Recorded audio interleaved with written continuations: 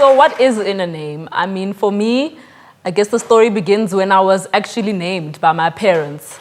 I was born in 1994 in a town formerly known as Petersburg in Limpopo, now known as Polokwane. I was born and my mom decided what my name would be, and that would be Kgaogelo. And my maternal mother, my maternal side of the family was who I would get a name from, my second name, Motepa. And obviously my dad's surname, Mashilo. So Kgaogelo, Motepa, Mashilo. Those are my full names. My mom used to tell me about how they would cutify my name as a baby. And they would, cow. And, obviously I'm not aware of the bovine analogies with that, and neither are my parents, but they still call me cow. And on a good day, my mom calls me cow. Only when something is frustrating them, my full names will come out. So I didn't realize that the cow has been following me since I was cutified at birth, but I think there's more to it, right? So Kgaogelo means merciful, and my mom was thinking God was merciful to give them a third child. I'm the third born of 4 children. I get to primary school, multiracial school, after being Kgaogelo to my dad, being Kgaogelo to my mom, from being raised in Pretoria, I guess you start realizing all the different tones in the way that my name is said, where there's the Tswana version, there's the Sepedi version, and sometimes Kgaogelo, sometimes you're Kgaogelo, and sometimes it's nicknamed Kgaoza, Kgaozela, the different variations of that. When I got to primary school, and now people can't actually say my name, and now there's so many more different variations of my name. Now I'm Kgaogelo, or I was, different versions that were mind-blowing, and I was already to myself in my household thinking, how do I pronounce my name for myself that I'm comfortable with it? Because an introduction is a very important thing, You stand in a room and you command yourself with just your name, I think. In primary school, what also happened was I was an underdog. I was definitely the strange, awkward kid. Third born, I think maybe you're not so used to having attention, so you kind of stick to yourself and you navigate yourself low.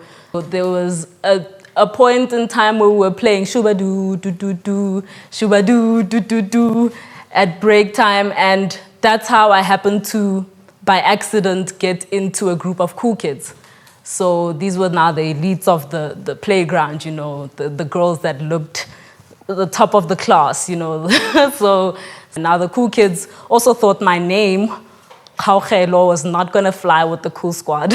So they renamed me KK. And I think now looking back at it, there's so much power in someone also naming you, This was not the same as when my parents who conceived me named me, but somebody's giving you a nickname as well, There's something that they understand about you or don't understand about you. I mean, for me, it was just a cool kid thing where they decided I'll be KK. And, the teachers also catch on to it. What is your other name? Because we can't say your name, so it was sometimes KK. I started thinking about how to rebrand myself, because I was my sister and I used to say, you're such a tortured soul to me. And I was always very insecure, very within myself, never wanted to draw too much attention to myself. So it was always, how do I really fly under the radar and not be noticed, basically not exist.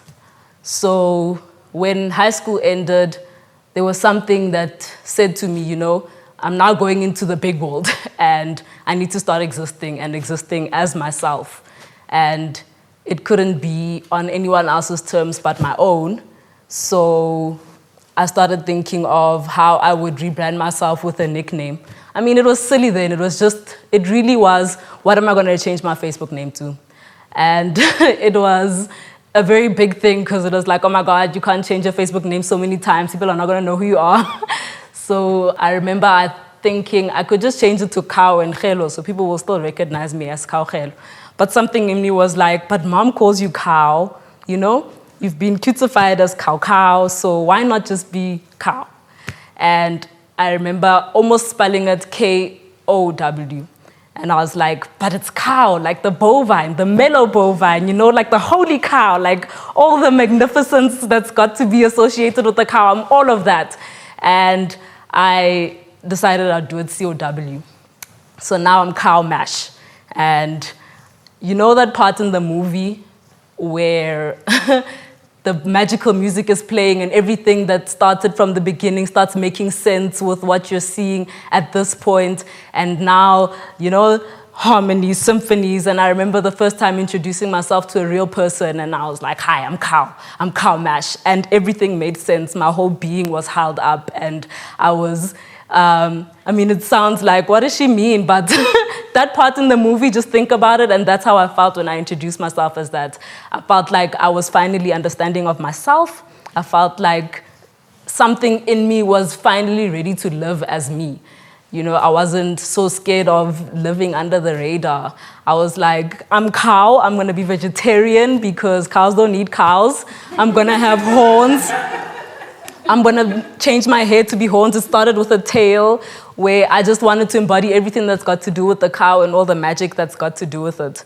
So it's basically a love story about girl meets name. And I guess at the point where I was changing my name into Cow, I was really looking at this name and I was just a girl standing in front of a name and asking it to love me. So I was loved by the name and we were married. And you know, it was the happiest marriage when it started. I was a free-spirited, long dreadlock, tail dangling, horns, you know, you name it. If it was probably not what was, I don't know, framing how a female should be or how we were groomed to be, you know, these perfect little frilly, I was defining whatever I wanted to be and how masculine or feminine I wanted to project myself that day. That's how I was going to be. So I think that the name Cow was really obviously helping me not really come of age, but come of self. The Cow continued through university studies. And I remember when I was leaving home to go to Res, which would be the first time that I was away from home for such a long time. And my dad said to me, you know, he first started with, my girl, you must get the Googles and bring them home. and I thought, you know, Dad, I've got you. And the second thing he said was, and I was like, okay, what does that mean? You know, my baby's a bit rusty. So he was like, you're going to come back and tell me what that means, you know? So obviously that's always playing in my head. The part that I understood, though, was Mudisha, which is a herder of cows.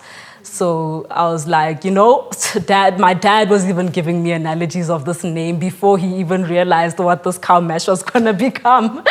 And I get to university and it didn't matter how official anyone was or how much of my peers they were, the name just felt right to say to anyone. I mean, the dean of the faculty calls me Cow. And I felt like this makes sense. This is exactly how it should be. There isn't a nickname that is more fitting to self than when you give yourself something that has been following you and the universe has aligned it towards your existence, such as this. Now, I'm an artist, so it took me a while to get to this, but the universe has a funny way of putting things where they should be. So the cow followed me through my art making as well. What started off as my appearance follows into my art making. Where I use cow metaphors and analogies to explain the story and experience of the female and how the female navigates herself. I mean, when I got to university, as much as my dad always told me to be questioning everything, I think he would take his words back, because when I got to university, I started questioning the very thing that was his culture and traditions, the things that he raised us by. So it was even through the cow metaphor where I would ask, how is this tradition happening with the cow in this way? And how is it changed? Because it has changed. We live in the suburbs of Pretoria, so it doesn't exist like this. But why are we still pushing it forward? You know, conversations like that with my open-minded father sometimes. The cow metaphor really became how I navigate myself in this world, how I exist, how I tell my stories, how I fit in. Because at the end of the day, I didn't fit in, and I don't have to fit in, but somehow it's fitting for me. And I guess it's all in the name. It all happened with marrying a name that was universally made for me and happens to be perfect for embodying and carrying the person that I am. And maybe it's the same for you, you know. If I think of Kgaogelo being merciful and how merciful people say the cow is, you know, and I think of how African names have such deep meanings, and the name that you have really carries you in not just the name, but in what it has, the attributes of the name, and how it, you know, how you should be, or how you can act. For example, I know we have a saying that says, a bad name can be a curse, right? I think the same applies for, you could be Thabo, which means happiness, and you might be sad, but you might be giving happiness to everyone else. You know, you might be the happiest kid in the room. The same applies with my name. Kgaogelo still exists within the cow, the mercifulness of it, the sympathy, I think that is everything of me and of the names that I was birthed with is carried within the cow. So that's my story, and that's how I am Cow Mash standing in front of you today.